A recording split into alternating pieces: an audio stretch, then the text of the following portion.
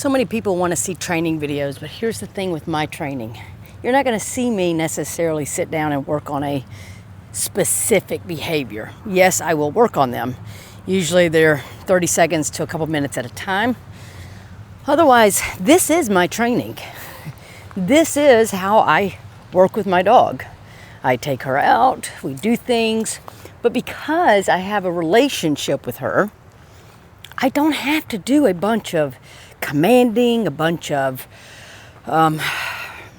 requesting. I don't have to do a bunch of micromanaging.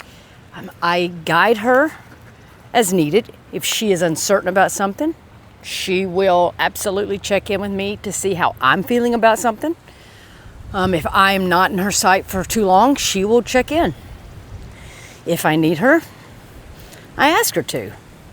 But the majority of the time, oh, no, let's not do that.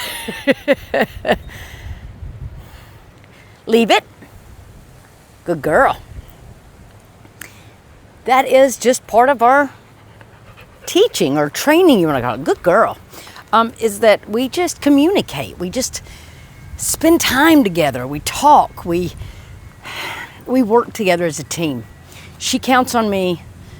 I have taught her the skills that she needs to not necessarily need to be micromanaged. Granted, this area is not very distracting. She was having a little rough day today because I've been out of town. And so I didn't want to take her into something that was overwhelming, like a downtown area, which was my plan. But she got so worked up, mainly because it took me so long to get ready. I shouldn't have let her know I was getting ready to take her somewhere. But she was so worked up today, and she was just very tense. So in other words, she filled up most of her cup getting ready for our adventure. And that was my fault. So I let her kind of cool off for a little bit in the crate and just chill. And then we came out, and I chose to just kind of stop somewhere where there was good sniffing, good walking opportunities, without a lot of distractions. Granted, we are surrounded by woods, so I know that there's always an opportunity for those distractions.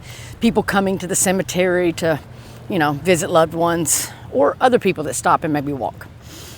But really, it's just about getting out and just doing things together. This is similar to when my wife and I just go for a walk together. That's all. We're not doing anything but spending time together.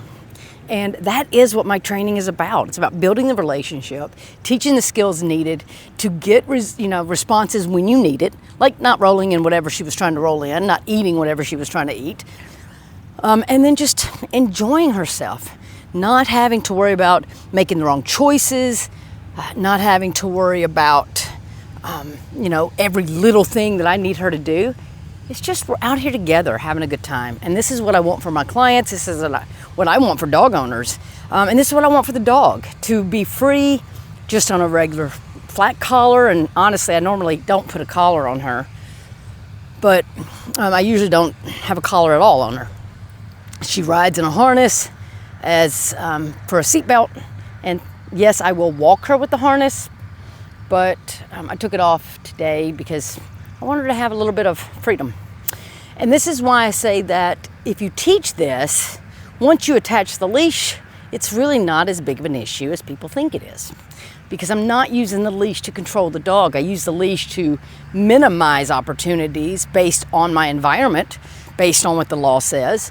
I minimize opportunities for her safety. But overall, I'm always going to give her opportunities to have that freedom, to have that fun. And if we're in an area that, could be, I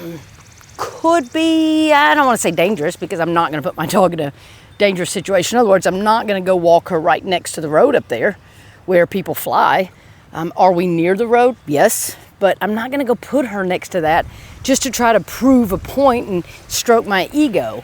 What I do want to do is make sure that if we do get too close, I have the right verbal control to help keep her safe. Similar to like what you would do with a child, right? You teach a child what stop means. You teach a child what, come here means. You teach a child these things. And I do the same with my dog. I've taught her how to manage the environment, how to make choices, and then if I need to override her choice, I think that's probably the best way to put it. I allow her to make choices. If it's not the appropriate choice in the moment, I override that choice. And I give her the instruction of what she needs to do. Otherwise, she's an individual and we're in a partnership. So there you go. This is my training video. No collar, no e-collar, no shock collar, no leash, no bribery, no micromanaging. But this doesn't happen out here, right? It doesn't start out here in this environment.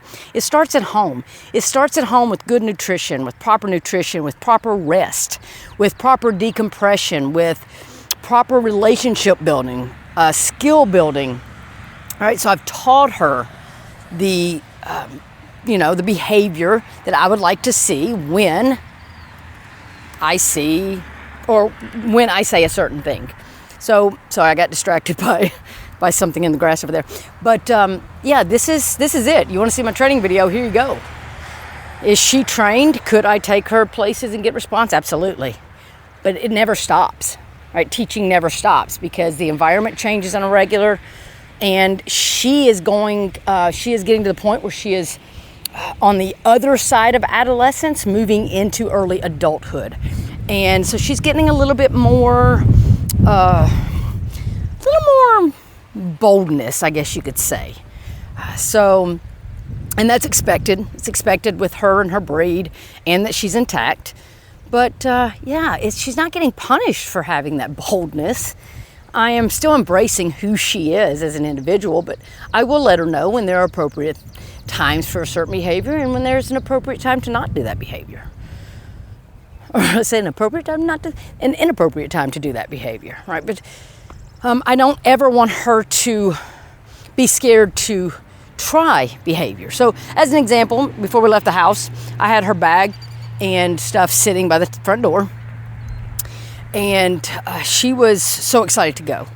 I've been gone, and this is our kind of first adventure since I've been home.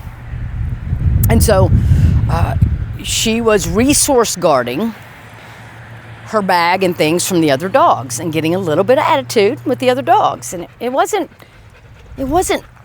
too bad, but it was just enough that I'm like, that's not really appropriate in this moment. Is it appropriate to resource guard when you have your bone and somebody's trying to sniff your bone? Sure. But it's not appropriate for that situation and that scenario. So we just worked it through, talked to her about it. I directed her away from the bag to her place, put her in a stay while I finished up. Again, not punishing, but redirecting and teaching her that there's better behavior in that situation.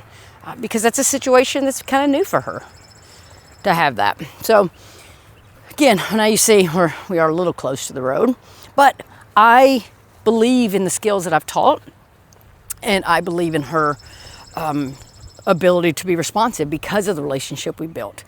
I'm not going to go walk her right next to the road because, one, I don't trust cars, but two, I know how distracted I get sometimes walking and tend to sometimes walk into the road, or I don't know, walk into a pole. So yeah, I'm not going to do that with my dog.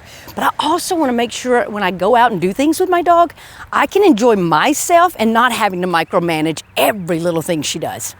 So you see, it's mutually beneficial, and it's about that relationship building. And no damn e-collar or shock collar needed. I don't care if you're saying you're stimming, shocking, I don't care.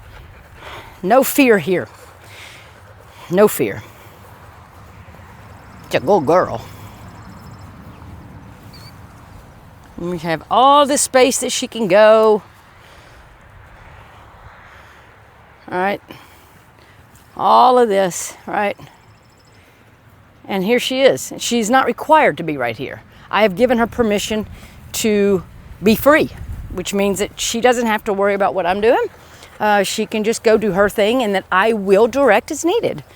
Otherwise, yeah, we're in good shape here. It's a good girl. I want you all to have this without you being stressed and without your dog being stressed.